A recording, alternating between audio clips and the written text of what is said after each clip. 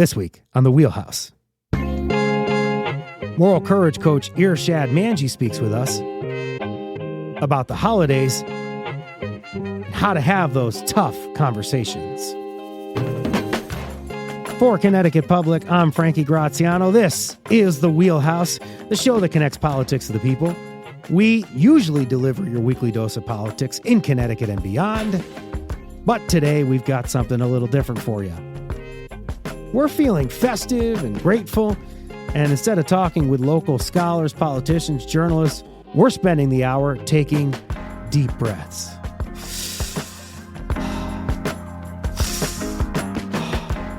Centering ourselves and getting ready to spend the holidays with family. Family who may not agree with us politically or culturally. How can we get through the holidays without blowing up relationships? Here's one way to start.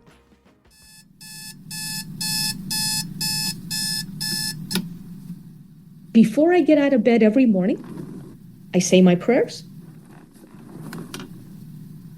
And then I take 5 deep breaths.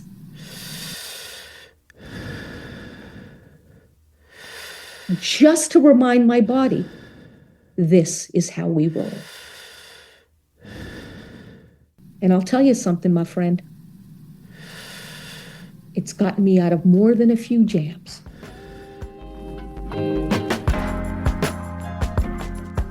That was a favorite moment from my conversation with our guest for the hour, Professor Irshad Manji. She's the founder of Moral Courage College and a New York Times bestselling author. Her latest book is Don't Label Me, an incredible conversation for divided times. Welcome to the Wheelhouse, Irshad. This is an important conversation. We are so thankful that you are on the show. I'm grateful for the opportunity. Thank you so much. I want to talk about the concept of moral courage. You use it to teach people in business and higher ed how to communicate and work through political and cultural divides. How do you define moral courage? Yeah, so we define it very differently than popular culture does. Pop culture defines moral courage as speaking truth to power. But let's just look at that definition. Speaking truth. Whose truth? Because the reality is, Frankie, that my truth isn't always your truth and vice versa. And then to power.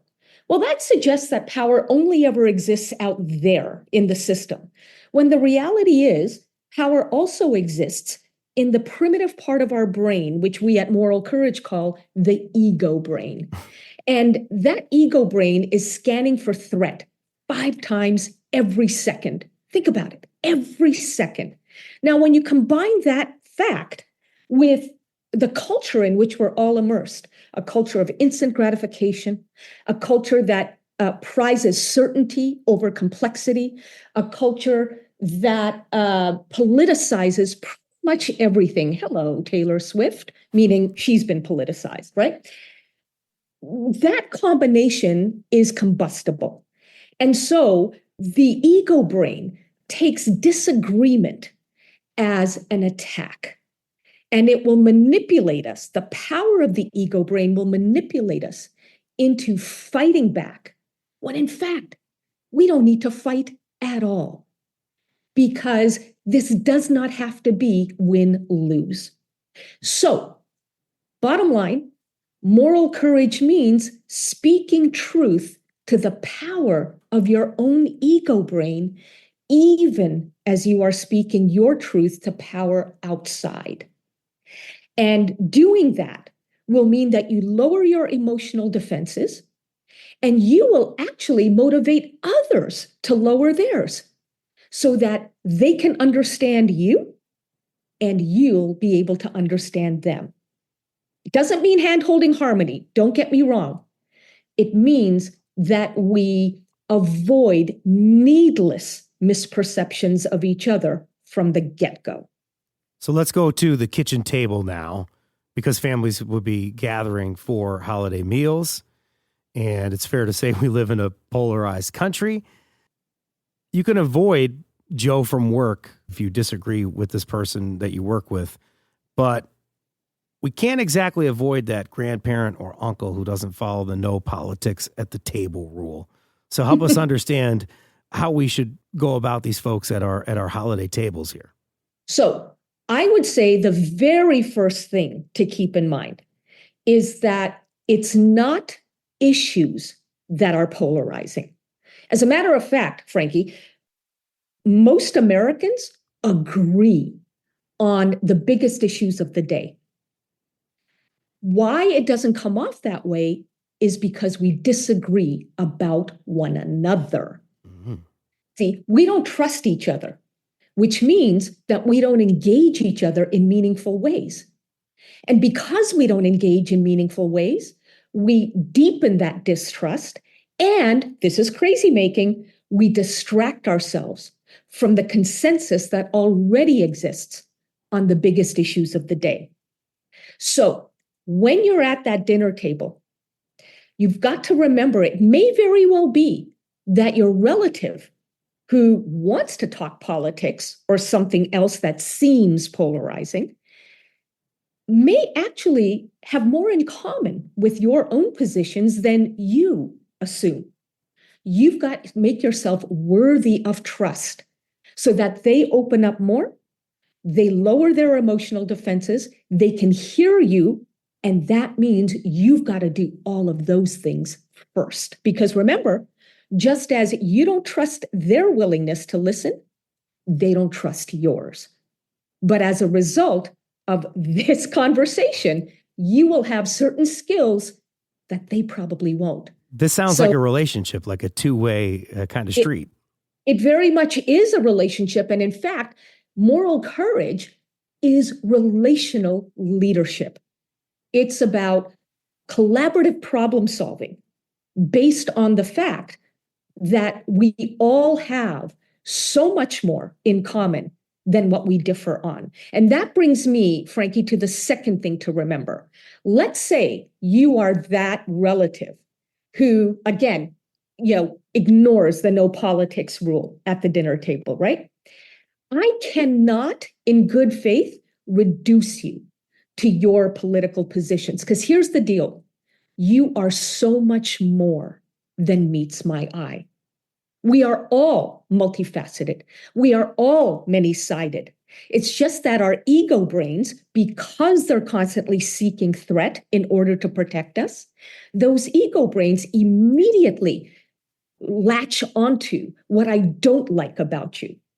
And they will, my ego brain will manipulate me into reducing you to that because it's a way of alerting me to the fact that you might be a threat. But remember, moral courage means we've got to speak truth to the power of the ego brain. And that truth is, ego, I love and respect you. You exist for a good reason, namely to keep me alive in life and death moments. But ego, this is not an existentially dangerous moment. All that's happening is I might disagree with my relative. So step aside, ego. I got this. We've got to remember that every one of us is more than what we don't like about one another. Labels. I think what you're getting to there is labels when we reduce one another, because my views can be problematic and we can discuss that. Yeah. But once I start feeling that I'm hearing that I'm a racist or I'm sexist or something like that, I'm just putting myself in Grandpa Joe's shoes here. Now, all of a sudden, I might be more defensive. I might come at you from a defensive posture. Well, that's exactly right. And unfortunately, some of us want to make our so-called other defensive. Some of us are actually what are called conflict entrepreneurs, meaning that we fasten onto any opportunity to drive wedges between us and them. And the reason we too often do this is that it soothes the ego. The ego wants to feel comforted that it is protecting us from peril. And so we go with hyper emotion rather than exercising certain very simple skills to calm ourselves in order to calm the other. So here's the big question, Frankie, before we even get into the skills, okay? Here's the big question that I'm inviting everybody to ask themselves. at Thanksgiving, at Christmas, at birthday parties, wherever you might run into people with whom you disagree. The big question is this: if I'm going to converse with that person, am I in it to make a statement, or am I in it to also make a difference? If all you're interested in is feeling morally superior and therefore just making a statement, okay, that's your constitutional right. But then that's going to impact how you show up. So don't blame your other entirely when they don't listen to what you have to say, because honestly, if you show up that way, you're not giving them any incentive to hear you out. But if you want to make a difference, that too is going to show up in how you interact. And that's where the skills of moral courage come in. So that's the first thing. Decide for yourself. Am I in this merely to make a statement? Or am I in this also to make a difference? Let's dive into those skills, particularly the ones that apply to family dynamics. Would you go ahead and help us out with that, Irshad? Sure. So, I don't speak in the abstract, Frankie. I'm a practitioner of what I teach, and I've had to be, because for the longest time, I had a very rocky relationship with my beloved mother, who I'm happy to say is still with us. And I would lecture her and, scold and finger wag. And believe it or not, anything that I said to her with that mindset didn't land. Imagine that. But the moment I started fixing me, not her, years of what I was trying to tell her actually did land. And she began taking my advice. Why? Because she didn't feel judged. And therefore, she wasn't humiliated when she opened her mind to much of what I was sharing with her. And these are the skills that over the years, my research and lived experience with our many, many students at Moral Courage College lead us to teach. Before I dive in, I want to clarify one thing. These 5 skills are exactly that. They are standalone skills. They are not consecutive steps. So as I walk through them, I don't want any listener saying, oh my God, I'm never going to remember all of these. You don't have to. As we're having this conversation, just think about the one skill that you could imagine yourself practicing so regularly that it becomes how you roll. Are we ready? Yeah, if you're listening to this, do take notes, though, and do try to remember it, because I know that if I wasn't doing this interview right now, I'd be huddled somewhere around a radio, very copiously taking notes, because this is so important. All right, so let's go. Skill number 1, breathe, but breathe deeply. Look, we're all addicted to breathing, right? So let's make it worth our while, shall we? When we breathe deeply, we're actually slowing down the blood rush in our bodies. And crucially, we're giving that ego brain, that hyper-emotional ego brain, the time to transition to a more evolved part of our brain where thinking and feeling, emotion and cognition can coexist. So, Frankie, notice that I'm not saying get rid of emotion. Heck no. We're still humans, even in this age of AI. Okay, we want to be able to love. We should be able to empathize. We ought to be willing to give grace. All of those are pro-social emotions. All we need to do, though, from the get-go, is slow ourselves down. And by the way, Frankie, I learned about myself that when I'm under stress, I stop breathing altogether. And that's very common, which is also very stupid of me, because I'm then preventing the oxygen from getting to the brain, which means that I'll never be able to size up this situation clearly. Okay, so do yourself a favor and get into the habit of breathing deeply. That's skill number 1. Skill number 2, most people say, find common ground or seek common ground. No. We're too impulsive for that. I say proactively create common ground. Ah, I can do that. I can do that with you if I say something like this. Hey, Uncle Frankie, I know that we may disagree about this, but I also know that you are so much more than just this. So I have no right to judge you based on this one conversation we're going to have or this one issue we're going to discuss. You're bigger than that. Can you remember the same about me?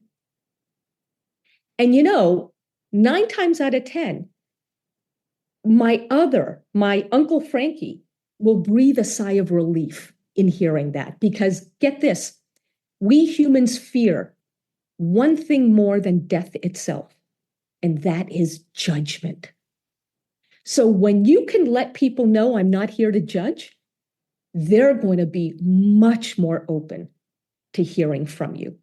And you have just created common ground by creating a common rule of engagement. That common ground is a big step towards building trust. this is The Wheelhouse. I'm Frankie Graziano. You're listening to my conversation with Irshad Manji, founder of Moral Courage College and the author of Don't Label Me, an incredible conversation for divided times. After the break, more of Irshad's skills for getting through the season of polarization, holiday season. Ask another question, starting with 3 simple words. Tell me more. We'll be right back.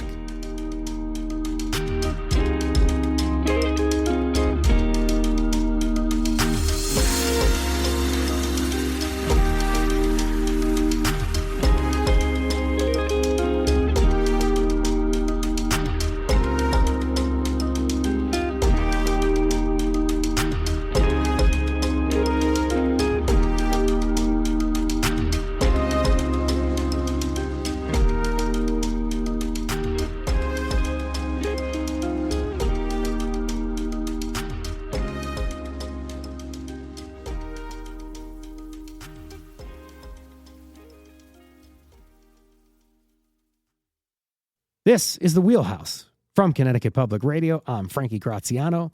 We're talking about a different type of diplomacy here with our guest, Irshad Manji. She's the founder of Moral Courage College, and her latest book is Don't Label Me, an incredible conversation for divided times. She's schooling me on the 5 skills anyone can use to get through challenging conversations with family or friends, especially about politics and cultural values. Let's get back to it.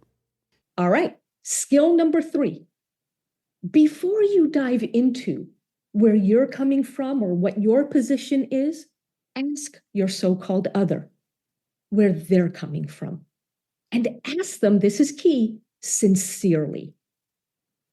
So, for example, Uncle Frankie, if I said to you, any idea the impact of what you just said?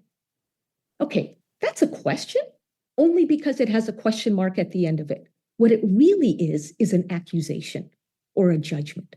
So it's really important to ask sincere questions. For example, have you had a personal experience that shapes how you think about all of this? Now, when you ask people about their personal experiences, what you're really saying is, I care about your backstory because I know there's context to this. And the old saying is true, nobody cares how much you know until they know how much you care. Not about the issue, but about them. Care about them. Interrupting you to say that would also be a good skill for reporters too, particularly at this time. First of all, we should all use your skills here, all 5 of them. But just at a time right now when people are having trouble with answers that they may get from folks, especially if they talk to people on a campaign trail or even just getting some people on the street interviews. Sometimes you're hearing things that sound like they're fact-based and they might not be true at all, but it's just important to follow up with those sincere questions that ask why people might say something that they do, what experiences are shaping those questions. So I love that question, Irshad, and I just wanted to kind of signpost that a little bit. I'm so glad that you did, Uncle Frankie, because um, people, I'm sure, or some people who are listeners today will say, but but I can't indulge fantasy. I mean, fact is fact, and facts don't care about your feelings. Get this though, the exact opposite is also true. Feelings don't care about your facts. You see, if I feel scorned, shamed, blamed by you, whatever you're trying to teach me is factual, I won't give any credence to. So even if what you're hearing from your perspective is not fact, it's really important to get context for why people believe it. And you never know when you hear their backstory, their personal experiences, you might think to yourself, okay, I can see why they would think that or feel that. And I'm not so sure I wouldn't if I didn't have those experiences.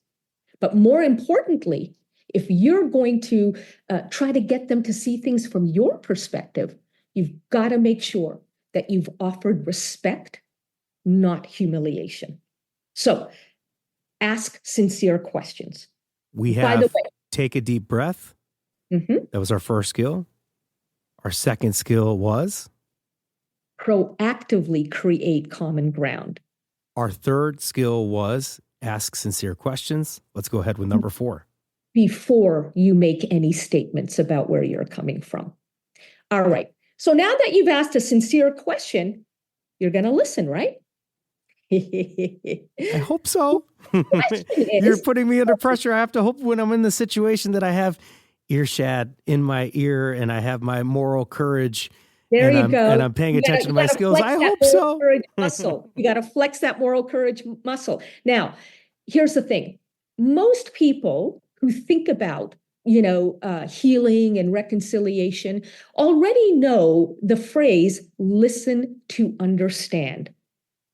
But no, that's not what I teach. What I teach goes one step further. Listen to learn, not merely to understand. Here's why. We have become very good at faking understanding. Oh, yeah, Uncle Frankie. Oh, sure. Yeah, yeah. I hear you. Oh, I hear you. Now, about what, That was a right? loaded I hear you. Yes. Exactly. Exactly. But it just, instinctively comes out of our mouths when we actually want to shut somebody up. So listening to learn is the more trust building approach. And how do you do that? You do that by saying, thank you, because, and then you fill in the blank. Thank you, because I honestly would have never come up with that interpretation myself. And I'm not saying I agree with it, but it's intriguing. And I actually have a couple more questions about it. So thank you for opening up my eyes to what people other than me are thinking. The more specific you can be after you say thank you, because the more your so-called other will know that you're listening, and therefore the more they will trust you. Which brings us to the final skill, and that is ask another question starting with 3 simple words. Tell me more. Tell me more about that experience you had. Do you think about it every day? Have you had it again? Tell me more about that commentator you listen to. What is it about that individual that seems so powerful and that nobody else is saying? It's not just research that shows these 3 words break open the honesty of a conversation. It's also stories like this. I'll be brief. Moral Courage College teaches people to become mentors of these skills in their own environments, whether workplaces, families, churches, etc. And one of our certified moral courage mentors is a deputy chief of police in a big city in Michigan. After he became certified, he was assigned the very unsavory task of figuring out what to do at an encampment of the unsheltered, which was being inundated with accusations from within, accusations of sexual assault. Talk about a morally murky assignment. He went to a town hall about all of this, and the lead activist for the unsheltered was so angry that she repeatedly and brazenly insulted the city councilors. Well, they felt zero motivation to hear her because she was making them so defensive. And so they actually shut the town hall down prematurely. Our deputy chief of police goes over to the lead activist and says, hey, I know you didn't get the hearing that you deserve. Here's my business card. I'm in charge of figuring out what to do about all of this. Could we sit down and talk? She looks at him. And what I haven't told you yet, Frankie, is that the deputy chief is Black. Mm-hmm. She looks at him and she says, you are the deputy chief of police? You're nothing but a token, meaning you didn't actually earn that position. Now, in a previous chapter of his life, he would have let her have it verbally. But instead, he took a deep breath, looked at her and said, tell me more. She was so stunned that he didn't let her have it that she took his card without another word. And she called him the next week. She said, I've only experienced violence at the hands of the cops. So when I saw your uniform, I was triggered. And I assumed something about you that I shouldn't have. I'm sorry. He graciously accepted, and they sat down and they worked it out. Tell me more, as a phrase, is inviting. It's unassuming. It signals to your so-called other, you're still listening. I can still be trusted. And above all, Frankie, tell me more slows everybody down. That is the point of these 5 skills, is that any one of them, when you practice them and use them regularly, allows you to grow from impulsive to intentional. And it creates a permission structure for the others around you to do the same. What an important anecdote demonstrating de-escalation, demonstrating moral courage. I'm going to rehash and restate the 5 skills now for everybody so that they can really have an imprint. Take a deep breath is 1. Number 2 is proactively create common ground. Number 3, ask sincere questions. 4, listen, really listen to learn. And number 5, ask another question. Tell me more. These are available at moralcourage.com if you want to see them as well. Let's keep going with this. I want to really understand about, disagreeing about politics is one thing. How do we then navigate fundamental differences in beliefs around things more emotional? Let's get there. Identity, human rights. Let's go here, Irshad. Yeah. And like politics, they're all emotional. But the point here is this. If we allow ourselves to remain hyper emotional, then we're going to be impulsive. And that's what our ego brain wants us to do, because it's like we're supposed to be wearing armor. And even worse, our ego brain wants us to lash back. That's the power of that ego. But if we stand up to our own ego lovingly to say, this is not a life and death situation, I'll be fine. All that's happening is my ideas, my positions, my views are being disagreed with. Okay, Let's see what I can learn from the situation. Then we will have become our ego's boss rather than the other way around. It goes back, to this fundamental proposition, Frankie, that in our culture, we are all conditioned to think win, lose. But what if we didn't frame issues as win, lose? If we don't do that, then there's nothing to lose because there's nothing to win. So it doesn't have to be a debate. It can be a discussion. And the beauty is when you make it a discussion rather than a debate, there's a lot more opportunity for both parties or all parties involved to learn something from one another that they wouldn't have thought of themselves. That's why it's so important to say thank you, because. From Connecticut Public Radio, this is The Wheelhouse. I'm Frankie Graziano. It's time for a short break. Coming up, different political views are one thing, but what about when a loved one doesn't share your values on deeply personal things like identity and human rights? Holiday dinner or not, it's difficult not to lose your appetite when someone in your own family questions the status or rights of groups you identify with. You are drawing the boundaries. You are creating the culture of the conversation. You are exercising your agency. My conversation with Irshad Manji continues after the break. Stay with us.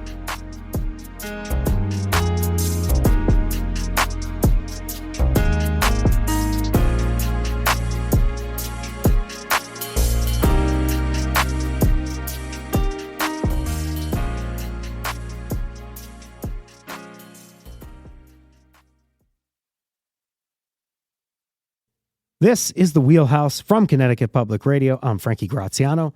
This holiday season, you may find yourselves breaking bread with friends and family members who don't vote the way you do, worship the way you do, or even think the way that you do. Maybe you've got a large family with lots of generations coming together, and sometimes you notice there's kind of a cultural gap. How do we celebrate with civility when we disagree with people we love? In this special holiday edition of the show, we're joined by Professor Irshad Manji for the hour. She often talks with business and thought leaders about how engaging with people who don't agree with us is the foundation of trust.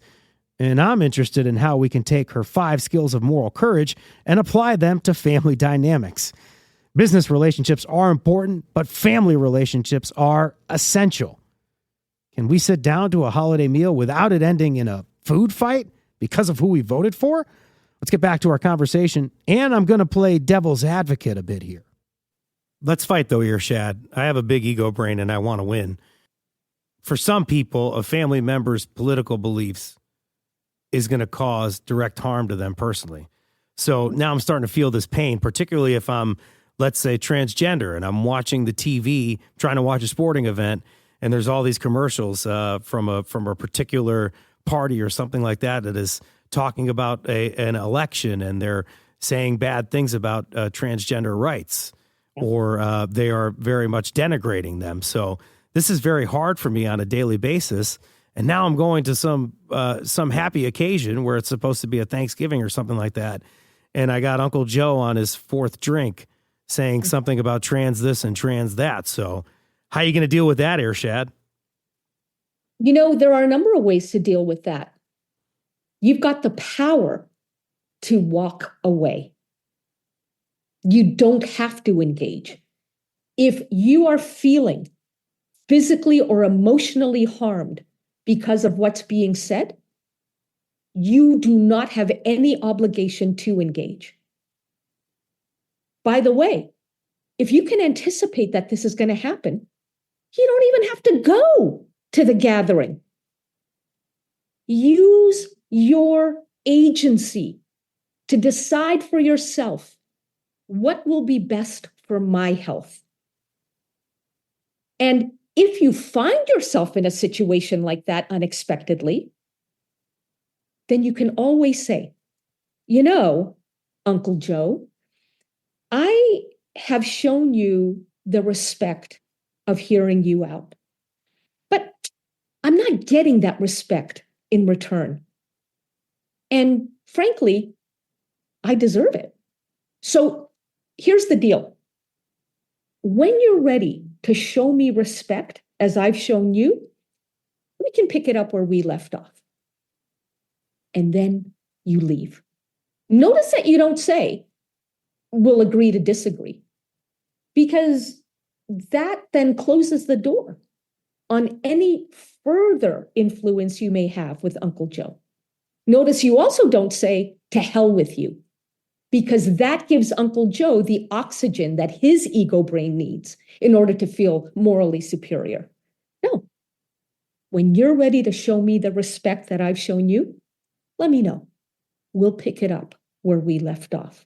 You are drawing the boundaries. You are creating the culture of the conversation. You are exercising your agency.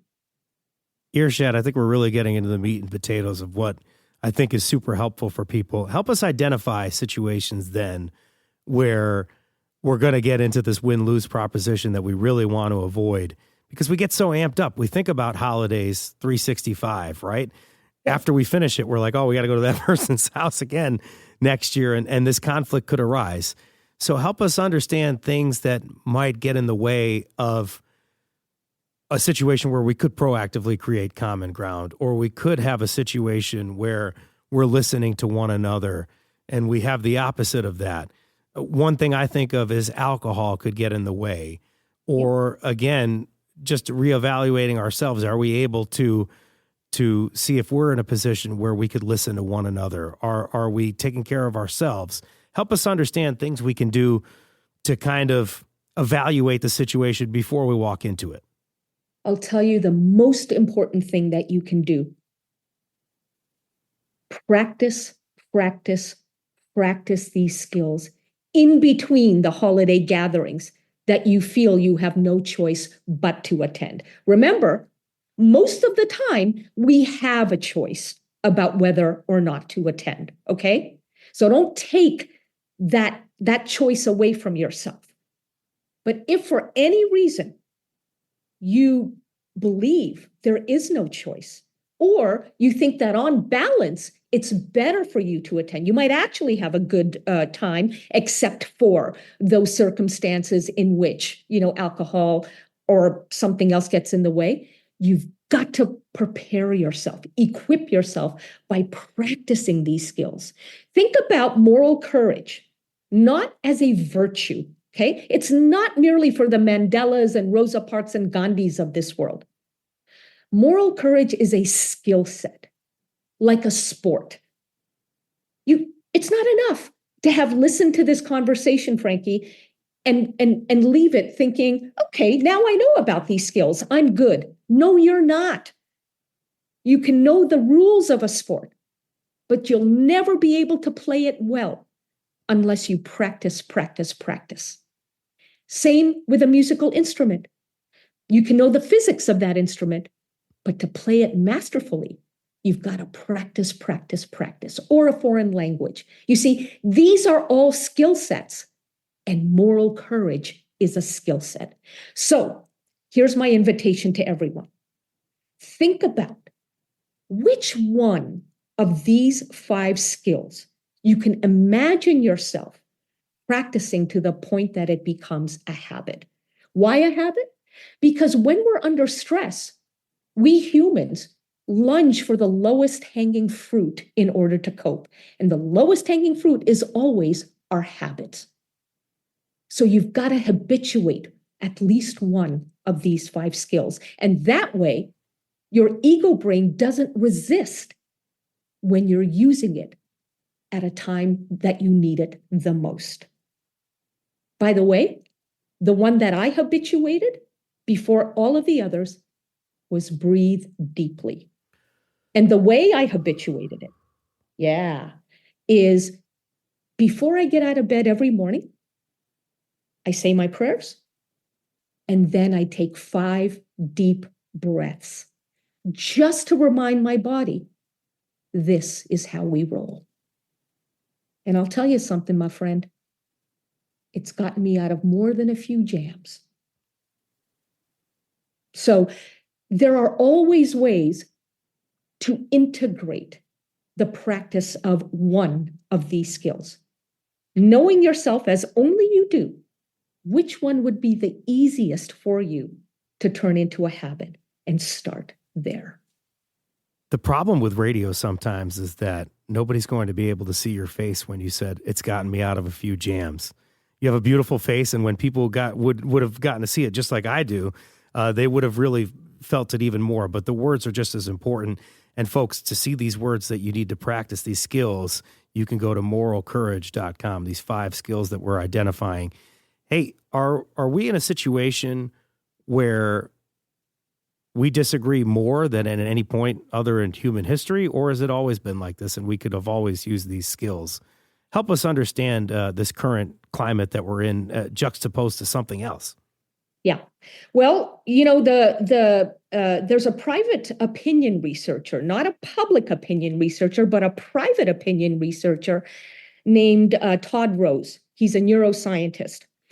And he contends that today, Americans are self-silencing even more than during McCarthyism because of the fear of being called out, or the fear of offending, or the fear of being offended. So if we are keeping our truths to ourselves, we can never be in meaningful engagement with one another. If we keep it superficial, it's not meaningful. It's not authentic. No wonder so many of us are unwittingly feeding the epidemic of loneliness. And loneliness, let's remember, exacerbates, increases radicalization. If we actually want a healthier society, then we have to be healthier as members of that society. And I'll tell you something. It's when I lifted off of my own shoulders the pressure, the burden to be right all the time, to put other people in their place, to disabuse them of their illusions and their ignorance. It's when I stopped pressuring myself to do that, that I became healthier and therefore happier than I've ever been in my entire life, starting with my relationship with my mother. You made you better. It made me healthier. That's right. Exactly. A healthy relationship, that's going to unlock a buy-in from somebody and therefore trust? Much more likely to build trust, because now I know you're not here to play gotcha. And I'm going to reiterate, it's not that we disagree on issues. It's more that we disagree about one another. I don't trust you to avoid playing gotcha with me. And by the way, you probably don't trust me to avoid playing gotcha with you. So one of us has to go first in the trust building department. And you're all suckers for listening to this conversation, because now you know about these skills, whereas the people you need to build trust with probably don't. So now you have a responsibility to practice one or more of these skills to the point where you use it when it counts the most. You can avoid becoming a conflict entrepreneur and become an entrepreneur of healing you, and through you, healing your relationships, and through those relationships, healing your society. Is there anything you want to add that I didn't ask you about here as we come to the end? This is too fun. I could keep you here for 3 hours if you wanted to. Oh, I could keep going. I could keep going. What is something I didn't ask you about that you want to talk about? I think here's how I'd like to end it. There is a beautiful paradox at the heart of moral courage. People think, or assume, I should say, that, this is about compromising. And you're asking me to dilute my convictions. Not in the least. The paradox at the heart of moral courage is you can stand your ground and create common ground at the same time. You see, standing your ground is about what you believe, and that's part of your integrity. You absolutely get to stay convinced of what you're convinced about. Creating common ground is about how you express what you're convinced about. So if you can leave your so-called other feeling respected, not agreed with, but simply heard, the same part of the ego brain lights up when people feel heard as when people are agreed with. You don't have to minimize your values and your positions. You don't have to change anything except how you communicate those values and convictions. That is the win-win at the heart of moral courage as a skill set. Professor Irshad Manji is the founder of Moral Courage College and a New York Times bestselling author. Her latest book is Don't Label Me, an incredible conversation for divided times. Thank you so much for doing this. Thanks for having me. And I'm just so passionate about this that I appreciate you giving me the room to explain and contextualize all of these skills. Oh my God, I appreciate you sharing your experience too in your life, because it's so helpful in helping other people understand that, like, it's so hard to hear that somebody has a disagreement with their mother and they're just pounding their head so many times, year after year, conversation after conversation. But it's beautiful to hear that you figured it out. And I feel the same way in conversations that I have or experiences. So it's just great to hear somebody else have that. But even better to hear somebody articulate it and then be able to passionately deliver the words that people can understand to help them out. So it's such a great service that you're doing for people. I imagine we'll be in touch with you in the future. Thank you so much for everything, Irshad. We appreciate it. Let's stay in touch for sure. Absolutely. Take care. All right. Happy holidays. Thank you. Happy holidays. A very happy, healthy holidays to you. Back at you. Thank you so much. Take care. Peace out. That was Irshad Manji of Moral Courage College.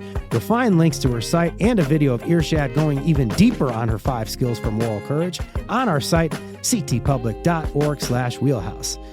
I said at the top of the show that we were feeling festive and grateful, and one of the things we're grateful for is you, our listeners. So on behalf of the Wheelhouse team, thank you so much for listening today and every week. Today's show was produced by Chloe Wynne and Robyn Doyon-Aitken. Robyn edited and mixed the show as well. What a terrific show Robyn put together today. Our technical producer is the maestro, Dylan Reyes. Meg Dalton oversees the production of The Wheelhouse. Special thanks to Meg Fitzgerald. Download The Wheelhouse anytime on your favorite podcast app. I'm Frankie Graziano. This is The Wheelhouse.